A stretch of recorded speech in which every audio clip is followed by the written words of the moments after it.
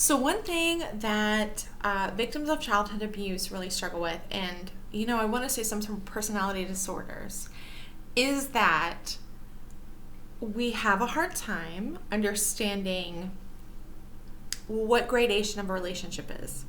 So I was well into being a grown person before I realized that people didn't have like ride or die people or fuck you people. That they would have, circles of people. You had your inner circle and then like friends and acquaintances and work people and, however your circle is, your particular circle is organized. But it's kind of, a very binary way of thinking versus a more nuanced way of thinking, like a spectrum way of thinking. So I definitely, once I realized, normal healthy people do not give everyone equal access to their internal world, their thoughts, their hopes and dreams, that there's levels of access to us. That was kind of revelatory, I'm not gonna lie. And I sort of I was like, oh no, how do you tell who are your close people? Who are the people who love all of the pieces of you and every sort of nuance of your spirit and essence? I think I figured it out. So I'm gonna go ahead and share this. When someone makes the effort to understand all the things that you love, that is a person who loves you like wholly. So as a person with a child, I've definitely come across people who, they love my personality, they like hanging out with me, they think I'm very interesting, blah, blah, blah, science fiction stuff, but they're not into kids, and they basically, have zero interest in my child. But my child is a huge part of who I am. My child is a person that I love more than myself, basically.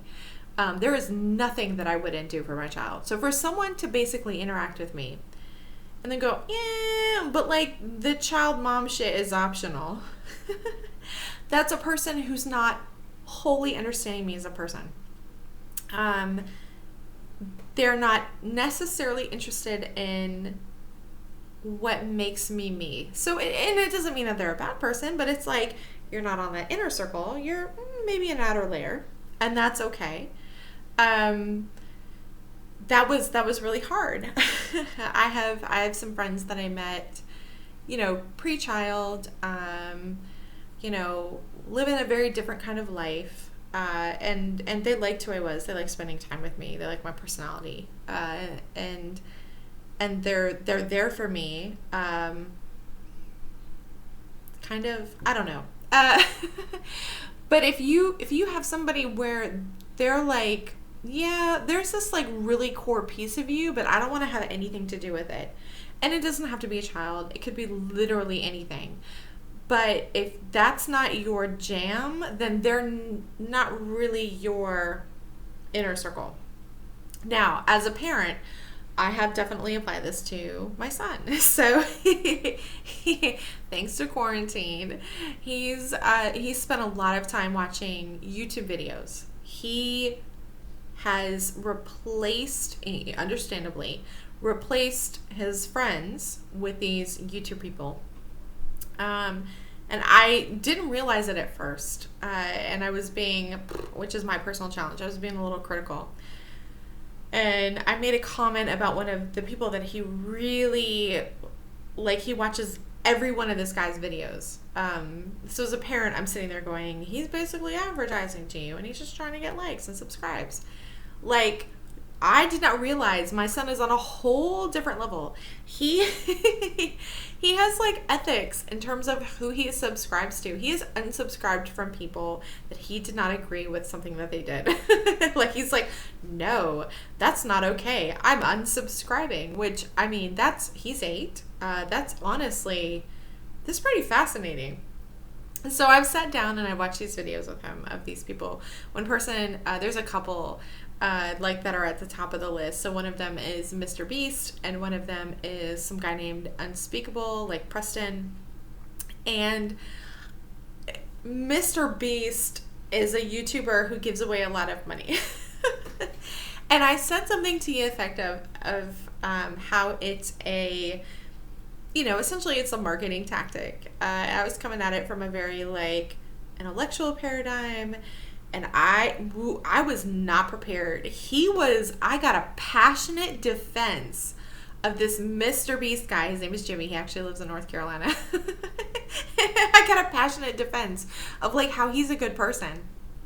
And I realized, oh, this is someone that my son identifies with. He is a real person to him, and he on some level cares about him and maybe even loves him. He's 8. So I sat down with him and I'd watch these videos, and I don't care about Minecraft. Like, look at my face. I don't care. But my son, he really likes this guy. And he really loves Minecraft, and he's turning into something of a gamer. So he's shifting like Minecraft, Fortnite. I guess now his father has downloaded Overwatch, and that's a thing. And I sit there and he wants to show me like all the skins, and in my brain I do not care. But the thing is that he cares, and I want to know all of the nuances of this person that is someone that I love so dearly. So I just sort of want to pass that along. If you're wondering if there's a person in your life who, I don't want to say ride or die, but who honestly wants to know every nuance of you and like loves and appreciates or accepts or whatever, it's the person that's, who wants to know all of you. I have a friend who's into Hayao Miyazaki, and I am not a fan, which I know is kind of like a nerd faux pas. Like, us nerds, many of us are very into Hayao Miyazaki. I've only met one person where I was like, oh, that dude's trash. He was like, yeah, I agree. I was like, oh, that is not normal. That particular individual actually happens to be very into, I want to say experimental Japanese like movie making. So I found the one person in the whole wide world that agreed with me on Hayao Miyazaki. But my good friend that I have known since she was we were in elementary school together. We literally planned bathroom breaks so that we could see each other at like 10 a.m. and then we'd go back to work. We didn't have to go to the bathroom. We just wanted to see each other. Like, she's been into American Girl dolls. Now she's into Hayao Miyazaki. Girl, you know what? Yes. I will watch this thing that I don't prefer, and I want to understand why you love it. And I really think that that's an important piece of this, which is, even if there's a thing that we don't like, when it's someone we really care about or someone who really cares about us, they want to know why we're into it. Like, why do you like this? What is the appeal for you? Why does this light you up?